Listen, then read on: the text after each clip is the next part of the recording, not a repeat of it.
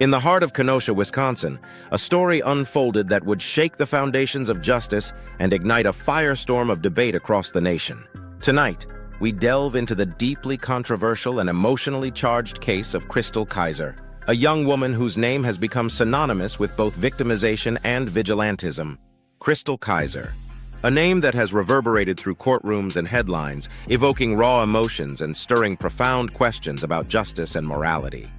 At just 17 years old, Crystal found herself enmeshed in a harrowing struggle for survival that ended with the death of 34-year-old Randall P. Volar, a man she claims trafficked her and countless other young girls. But this is far from a simple tale of crime and punishment. It's a labyrinth of legal intricacies and moral quandaries where the boundaries of right and wrong blur and twist. Was Crystal a brutal murderer seeking material gain, as the prosecution portrayed her? Or was she a desperate young victim, striking back against her tormentor in a moment of sheer survival? Tonight, we peel back the layers of this complex case. We confront the dark world of human trafficking and its devastating impact on countless lives. We examine the legal arguments that turned a courtroom into a battleground, a stage upon which the very concepts of justice and retribution were fiercely contested. Join us as we navigate the emotional roller coaster that is the Crystal Kaiser story. From the harrowing events leading up to Randall Volar's death to the impassioned pleas from both the defense and prosecution, we'll leave no stone unturned. This is more than just a case. It's a mirror reflecting the fractures and fault lines in our legal system and society. So buckle up.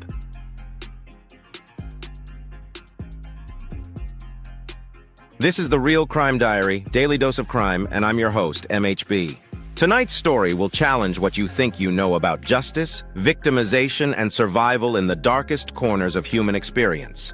The story of Crystal Kaiser starts now. Crystal Kaiser, a then 17-year-old from Milwaukee, found herself at the center of a heartbreaking and controversial ordeal involving Randall P. Volar. Volar, at 34 years old, already had a dark past, being under investigation for sexual offenses with underage girls when he first met Kaiser.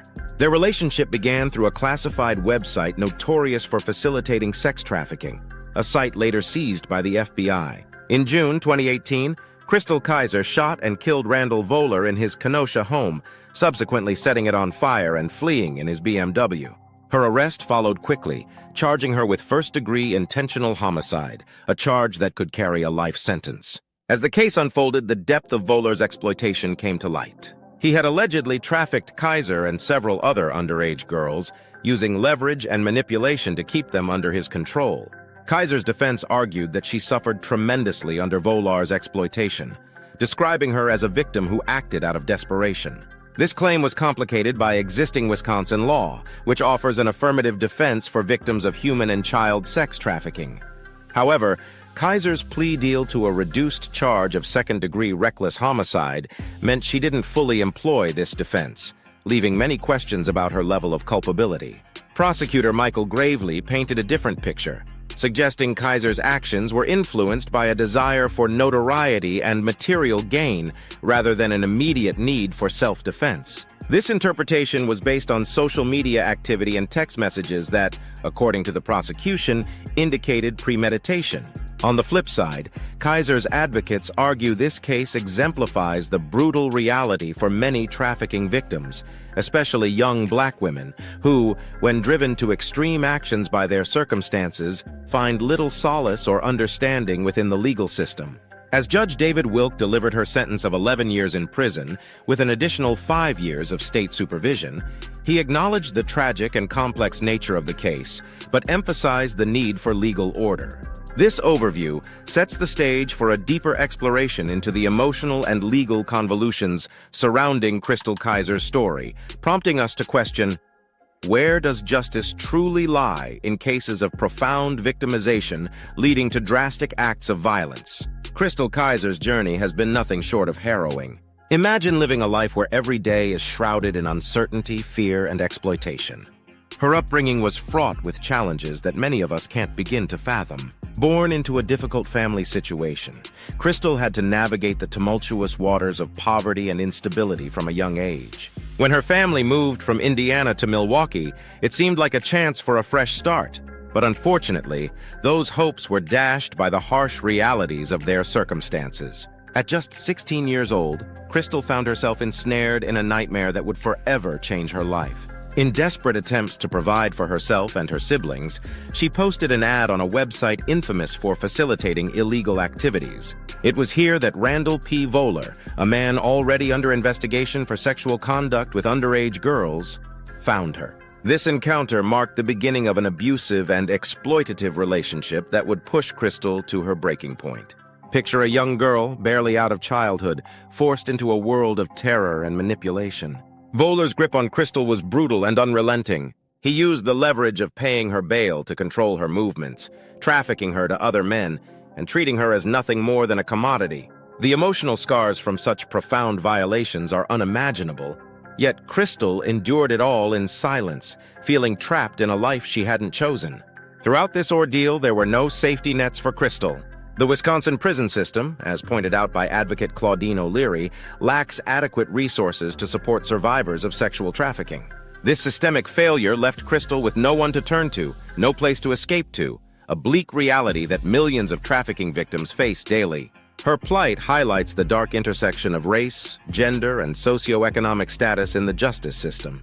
As a young black woman, Crystal's experiences were compounded by societal prejudices and institutional neglect. Her story isn't just about her fight for survival. It's about the broader, often overlooked struggles of marginalized communities. Crystal's defense painted a painful picture of her adolescence. Traumatized and cornered, she lashed out in a desperate attempt to reclaim some semblance of control over her life. When she killed Voller, it was the tragic culmination of years of abuse and exploitation. This wasn't a premeditated act of malice, but a cry for liberation, one that the court would later scrutinize through the cold lens of the law. As she sat in that courtroom, we can only imagine the avalanche of emotions Crystal felt. Fear, guilt, sorrow, perhaps even a sliver of hope that her suffering would finally be acknowledged. Her plea for clemency was heartfelt. "I understand that I committed sins that put the Voller family in a lot of pain," she admitted. Yet her words also echoed the desperate longing for mercy, for someone to see beyond the crime and recognize the victim within. Crystal's case forces us to reckon with uncomfortable questions about justice and empathy. If we are to be a society that values human life and dignity, we must consider how the system addresses, or fails to address, the trauma endured by individuals like Crystal Kaiser. Her story is a clarion call to examine the deep-rooted issues in our legal frameworks and to advocate for a more compassionate approach to justice. As we reflect on Crystal's harrowing journey, we must remember that her story is not unique. Countless victims remain faceless and voiceless, ensnared in the shadows of society's indifference. Crystal Kaiser's emotional, psychological, and physical trauma demands our attention and action, compelling us to fight for a world where no one has to endure what she did. The tension in the Kenosha courtroom was palpable, as both the defense and prosecution meticulously laid out their arguments in a case that was anything but clear-cut. All eyes were on Crystal Kaiser, a young woman who had spent the tender years of her adolescence ensnared in a web of exploitation, and who now faced the daunting machinery of the legal system. Defense attorney Jennifer Bias took center stage first, her voice steady but carrying the weight of the emotional turbulence that had accompanied Kaiser throughout her tumultuous life. "Ladies and gentlemen of the court," she began, "Crystal Kaiser is not just a defendant. She is a victim of unthinkable circumstances that no one, especially a child, should ever have to endure." Bias recounted Crystal's harrowing journey, from a difficult upbringing in Indiana to her exploitation by Randall P. Voller, who had manipulated her vulnerabilities for his nefarious purposes. Bias drew attention to Voller's sinister past, emphasizing that he was already under investigation for sexually abusing multiple underage black girls when he first contacted Crystal. He used his power and control to exploit her, to traffic her to other men, to ruin the innocent years of her youth, Bias asserted. She implored the court to see Crystal not through the lens of her actions on that fateful day in June 2018, but through the prism of a young girl seeking to escape a relentless cycle of abuse. The prosecution, represented by Kenosha County District Attorney Michael Gravely, had a different narrative to tell. "We must not lose sight of the fact that a life was taken," Gravely stated firmly, his voice a contrast of controlled authority. He delved into the evidence, emphasizing that there was no electronic proof of Voller using bail as leverage to traffic Crystal to other men. He argued that Kaiser's actions were part of a calculated plan for notoriety and material gain.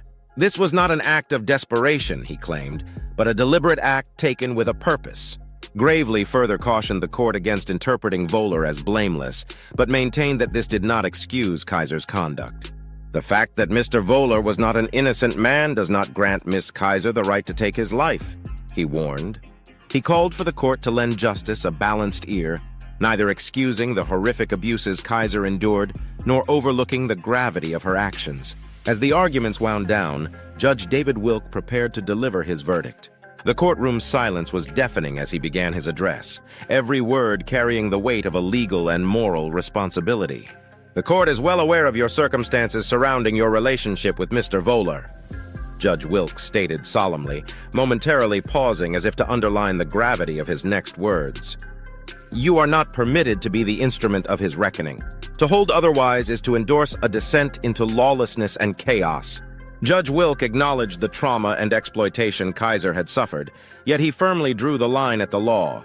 He noted that while Kaiser's plea for clemency through her guilty plea could accept her circumstances for mercy, it could not absolve her of her actions. You entered a guilty plea. That allows you to argue your circumstances warrant mercy, but not that they warrant absolution, he explained. Kaiser listened, her demeanor a blend of solemn acceptance and quiet defiance. In her own statement, she invoked scripture, appealing for generosity in her sentencing. I understand that I committed sins that put the Voller family in a lot of pain, she said, her words speaking to a complex mix of remorse and the dire circumstances that drove her actions. Ultimately, the courtroom proceedings painted a dense tapestry of legal and emotional conflicts, laying bare the stark realities of both justice and victimization. The verdict, 11 years in prison with an additional 5 years of state supervision, was a sobering end to an already heart-wrenching saga, a testament to the legal system's intricate balancing act between compassion and rule of law, leaving all who witnessed it with much to ponder. The public reaction to Crystal Kaiser's case has been nothing short of a tidal wave. People from all walks of life were drawn into the saga, their opinions shaped and reshaped by the unfolding details and the broader societal issues it highlighted. National and international attention swirled around her, turning her into a polarizing figure who became emblematic of the fight against sex trafficking and the legal system's treatment of its victims. Trafficking survivor advocates were some of the most vocal supporters of Kaiser. Organizations such as the Crystal Kaiser Defense Committee, Chicago Community Bond Fund, Milwaukee Freedom Fund, and Survived and Punished rallied to her defense, not only posting her bond but also amplifying her story through various platforms. Their tireless efforts led to over 1.5 million signatures on an online petition advocating for the charges against her to be dropped. These advocates viewed Kaiser as a victim who had been failed not only by her trafficker, but also by a legal system that seemed more inclined to punish than to protect. One of the most poignant voices was Claudine O'Leary, an independent sexual trafficking survivor consultant who had worked closely with Kaiser.